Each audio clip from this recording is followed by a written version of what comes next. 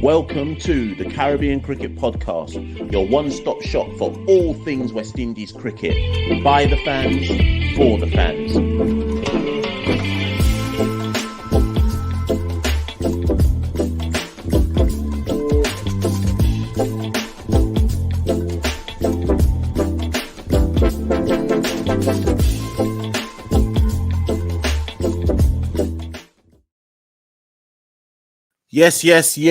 Yes. Welcome to the Day One Review Show. Second test, Trent Bridge, England versus West Indies.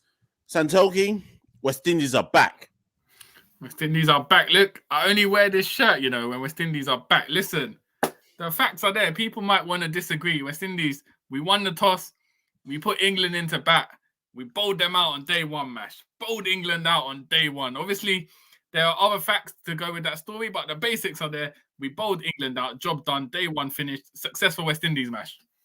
Big success. Listen, at the end of the day, obviously, lots of people, they'll think we're joking, but I'm actually being serious.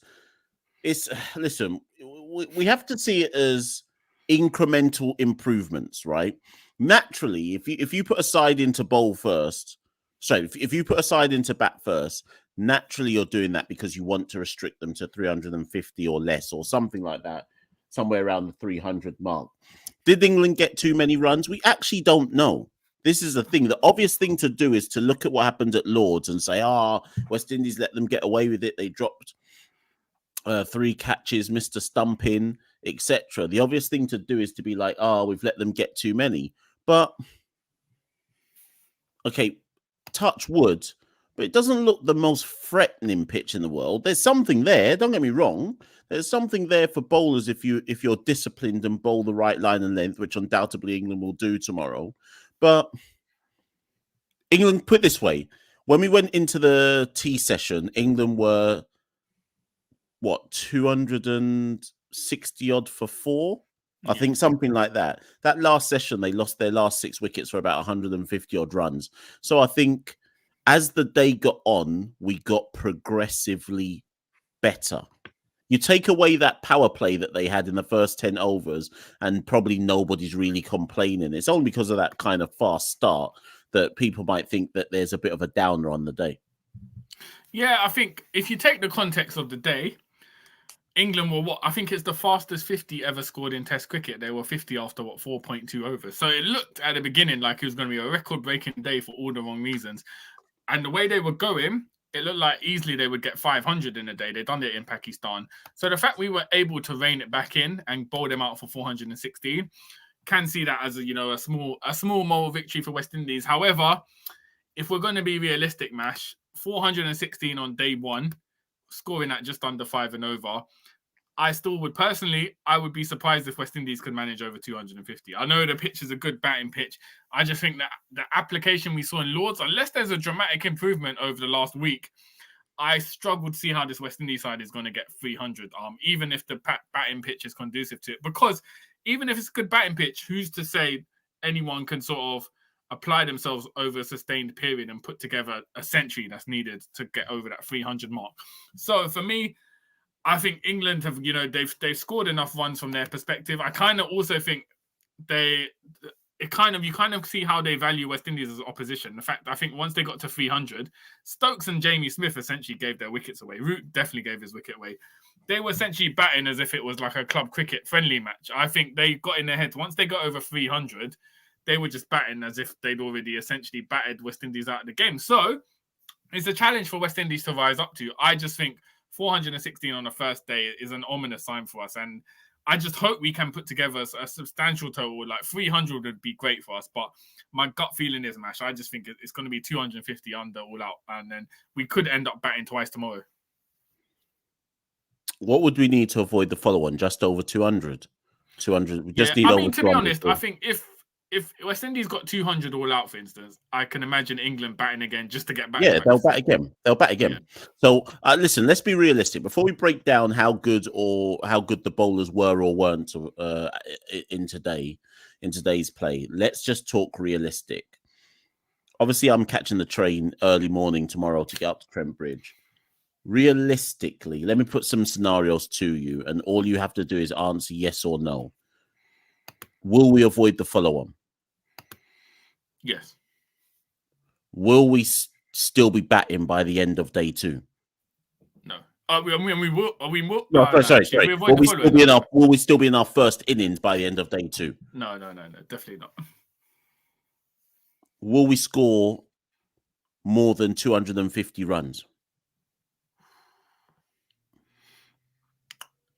Like I said, I'd like to see it. I think we'll. If I had to bet a specific number, I'd say 220 to 240. I can imagine all out. 220 to 240. If we got 220 to 240, would that be an improvement? No, because it's the way we saw the first. Listen, you saw the first overs today. Yeah, Ben Duckett was just nudging it, tapping it, and the ball was running for 4. This is as good. Not in a Trent Bridge is famed for high scores. It's as good a batting surface as you'll get probably in world cricket. So I don't think.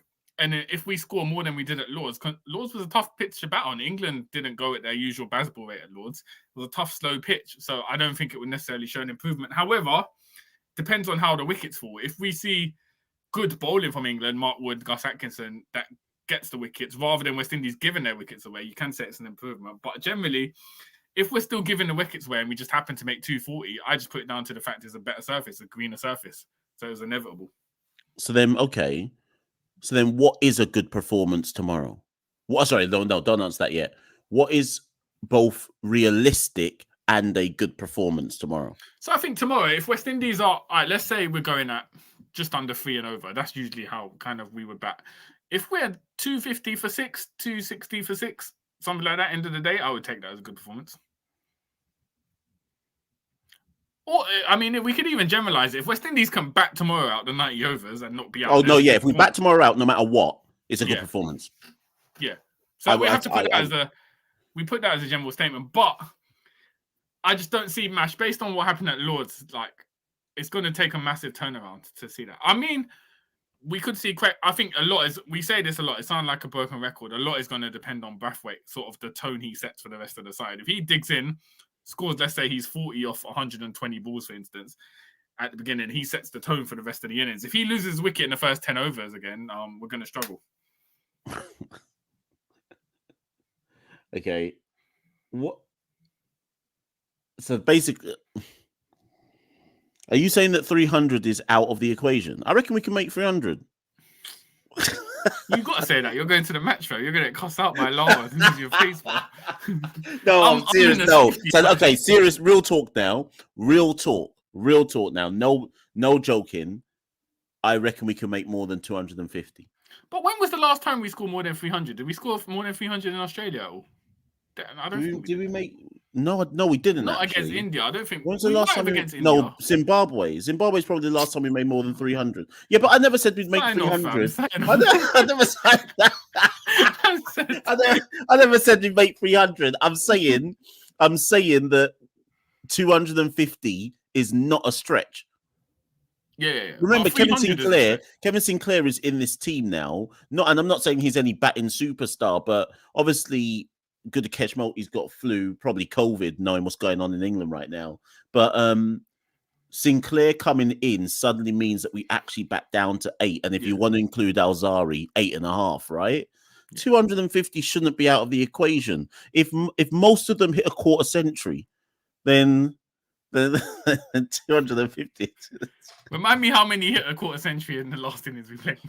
And the man who did it ain't even playing.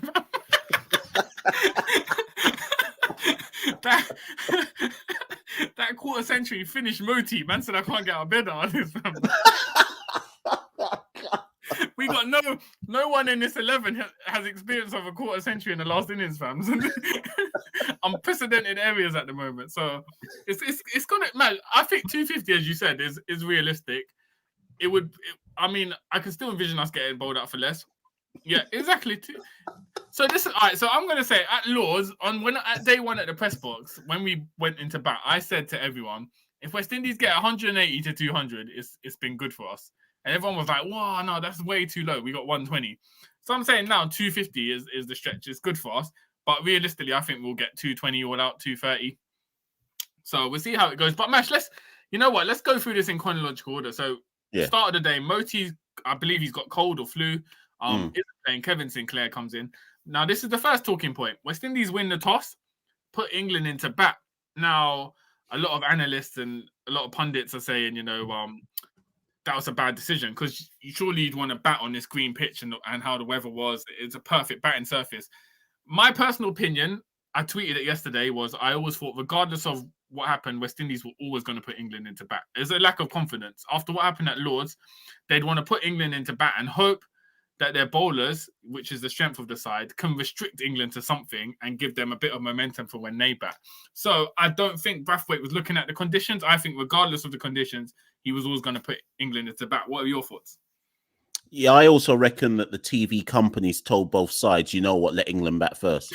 Because if you lot bat first, this match ain't going longer than 2.5 days, and you done wasted all the food at Lords. You done wasted all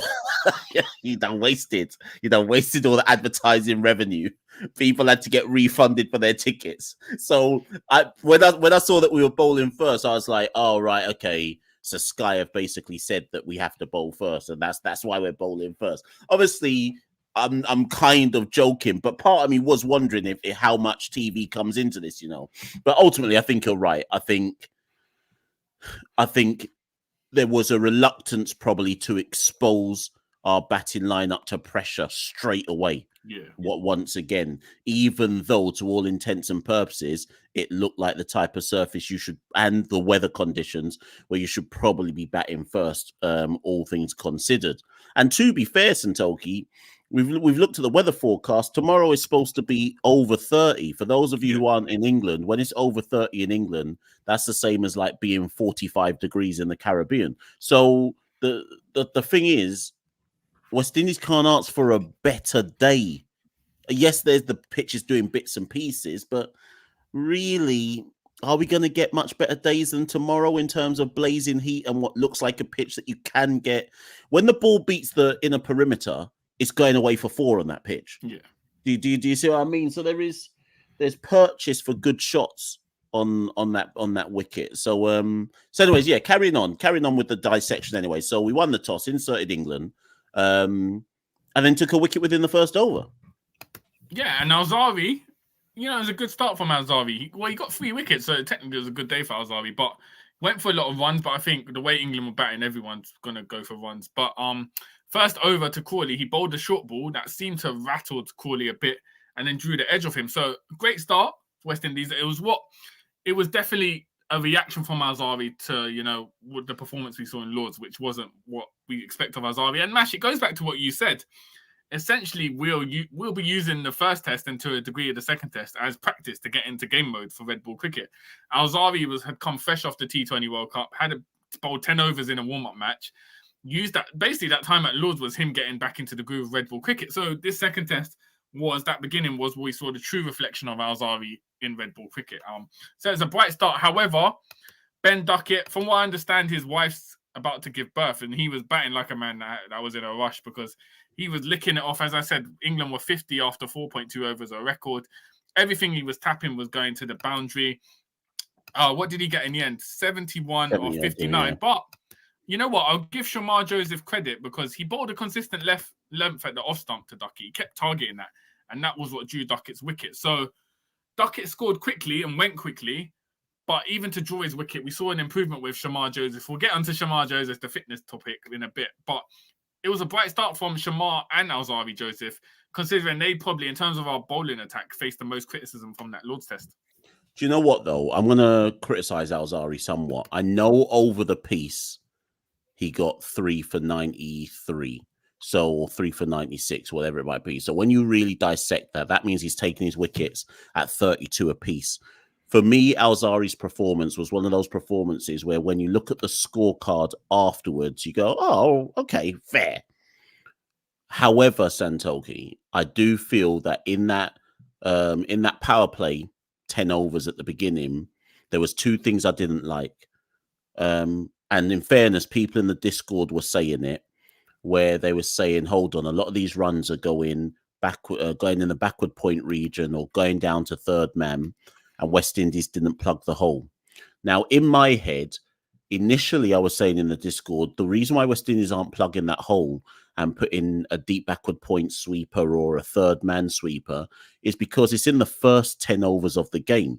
Yeah. If you put a sweeper in the first 10 overs of the game, you're pretty much declaring to England after 10 overs, we are down rotten and all we can do now is just defend and wait for you lot to give a wicket away. So I kind of got why we weren't doing it. Now, the phrase that I put on Twitter was, I said, rather than people blaming Craig and saying, why doesn't Craig plug the hole? I thought people were looking in the wrong place. It wasn't an issue of captaincy for me. It was an issue of bowlers not bowling to a set line and length. Sometimes it was too short. Sometimes it was too full. Sometimes it was wide outside off stump. Sometimes it was strangled down the leg side. And that's from a combination of Alzari and Jayden Seales. And the thing is, if you're a captain, neither one of us are any big-time cricketers, but if you're a captain in any sport, and we're talking in the context of cricket, if you can't trust your bowlers to execute a plan from ball to ball, never mind over to over, if they can't execute the plan from ball to ball, you can plug one hole and they'll just bowl it the other side of the wicket, and now you need to plug the next hole, right? So I guess with all that said and done, Santokie, let me ask you this, because I saw enough comments from people like on that ESPN chat and people in the Discord and possibly people on Twitter as well. We could have done what Australia did to England and gone defensive. But the difference is we don't have Pat Cummins,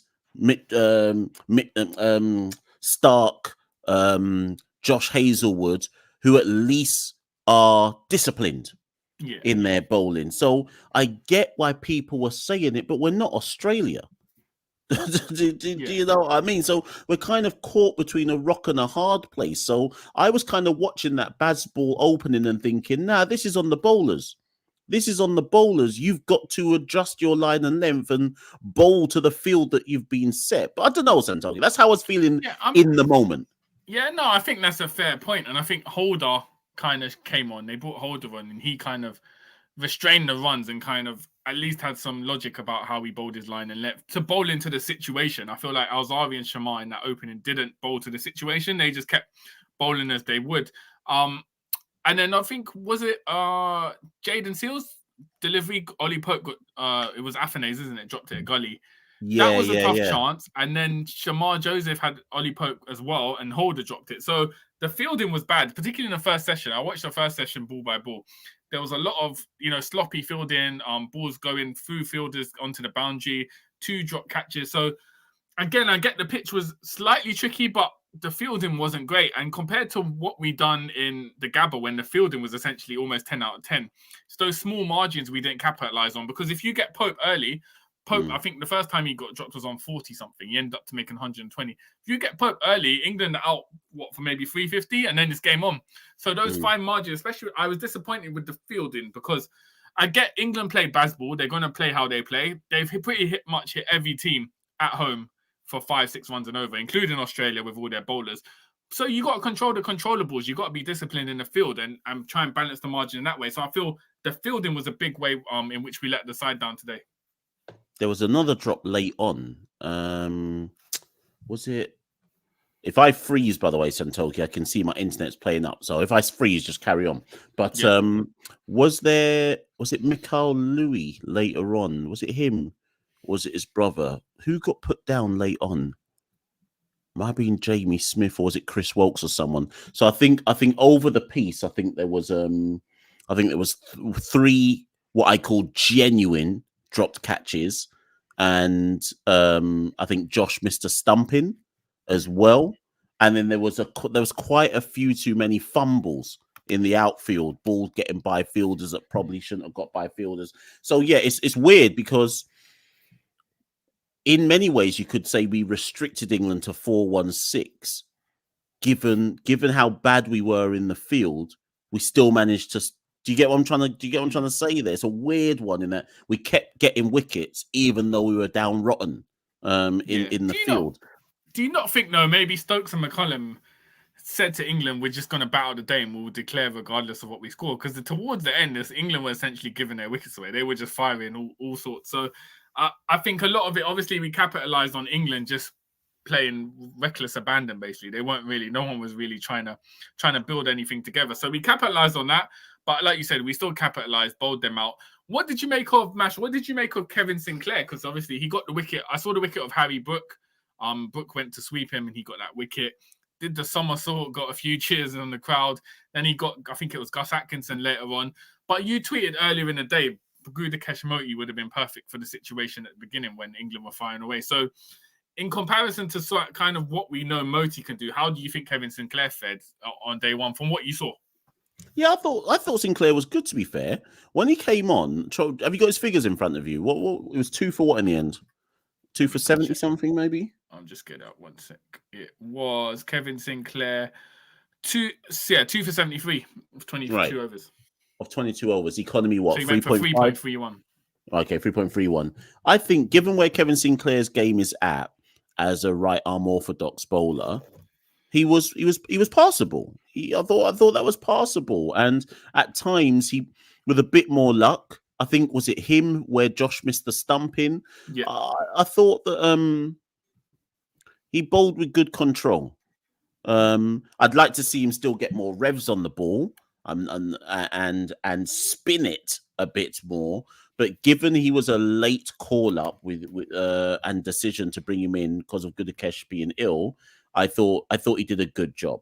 Now, the key question for Kevin Sinclair is really and truly moving forward. It's what he does with the bat, because there may come a point in time where Kevin Sinclair, I don't know, we wait to see, where he might be so good with the bat that he's seen as a top order batter who can bowl, rather than how he's currently seen, which is a bit of a bowling all-rounder.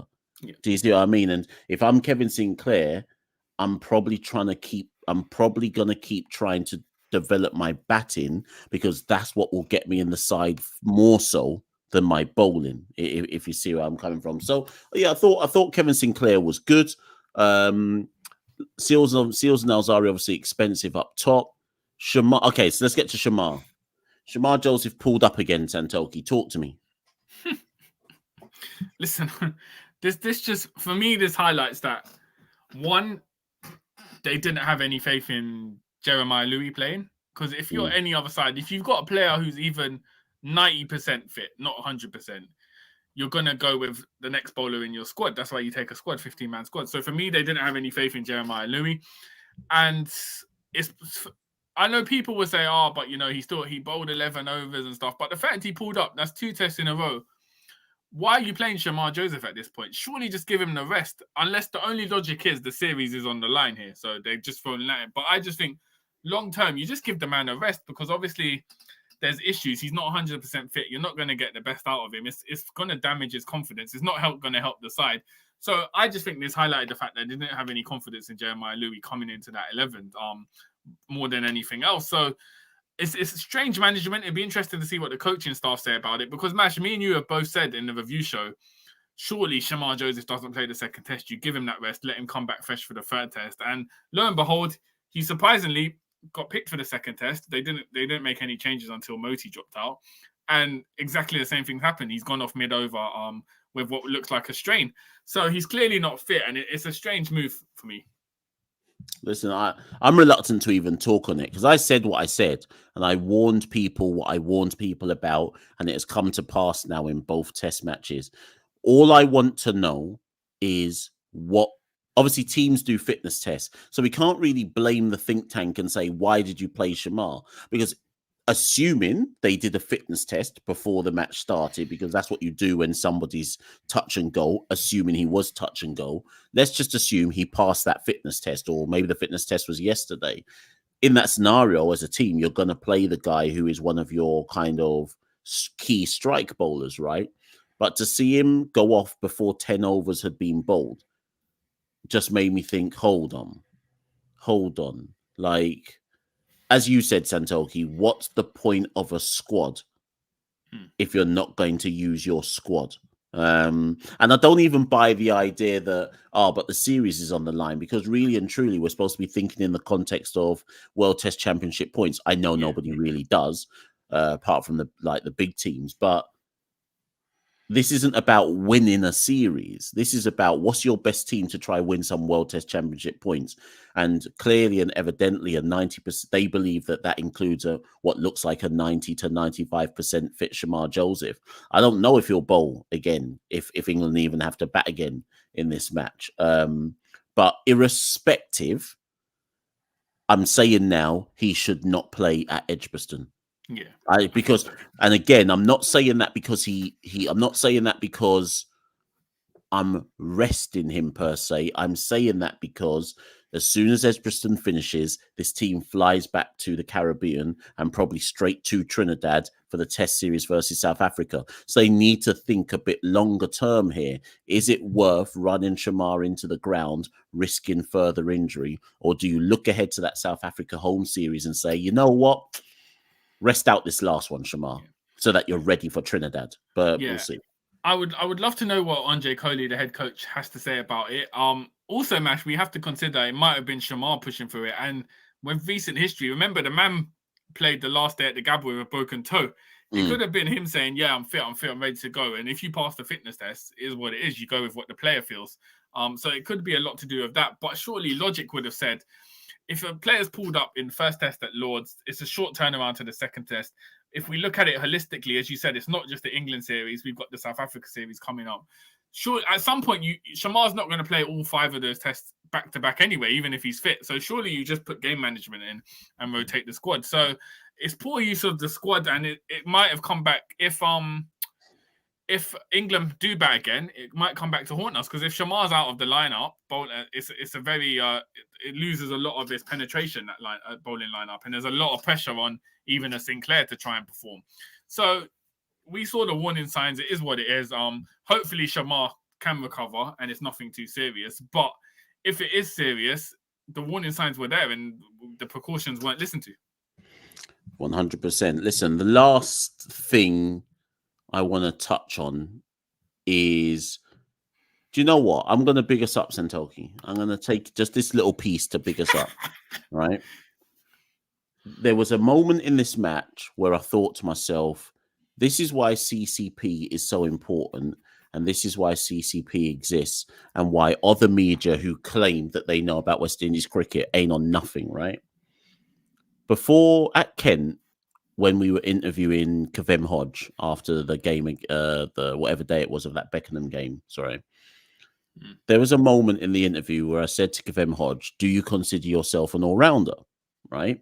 And I knew the people next to me were thinking, what's he even talking about? Because obviously they don't know who Kavem Hodge is. And you can tell even on comms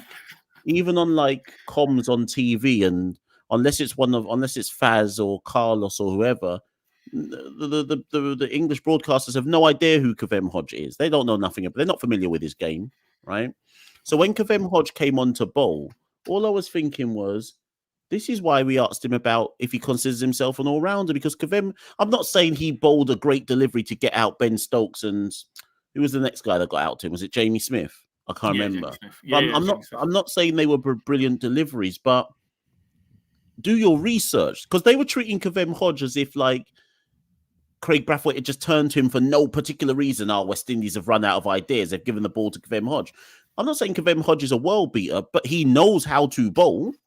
And I think it just showcased why things like CCP are so important, because if people ain't going to do their research about players, you know what?